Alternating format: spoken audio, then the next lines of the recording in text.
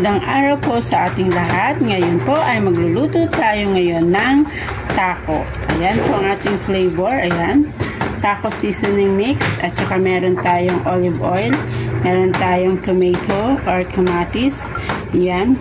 Repolyo, cabbage, garlic, at onion. Saka meron tayong ground pork meat. So, ayan. Mag-umpisa muna tayo maghiwa at magigisa na tayo ng ating lulutuin yan. Samahan niyo akong hanggang dulo, mga mamshi, mga lodi. Tayo ng ating olive oil. Natin ang ating garlic. White onion, syempre, lagyan na natin. Isutay na natin. Ayan. At susunod na natin ang ating ground meat. Ground meat, isutay na rin natin.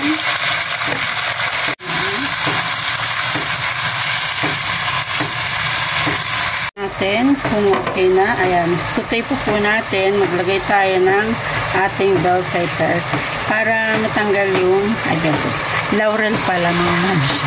Maglagay tayo ng laurel pang tanggal ng langsa sa ating meat. Ayan.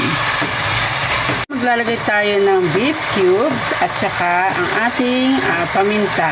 Ayan. Ating uli para matunaw ang ating beef cube. Toasted muna natin ng konti bago natin ilagay ang ating taco seasoning mix. So kahit hindi na tayo maglagay ng asin mga mamsi kasi maalat po ang ating seasoning. Ilagay muna natin ang ating cabbage ng ganito kaliliit. Ganyan. Toasted na. So ilagay na natin ito. Okay lang yan kasi matutunan naman yan pag naglagay tayo ng ating tubig. So, ayan, naglagay tayo ng 2 glass of water.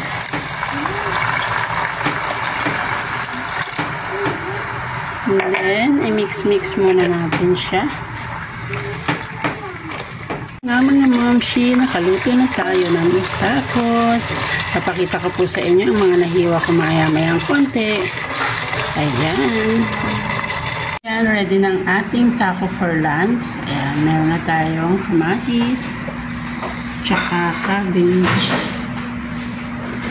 cheese, at ang ating onion.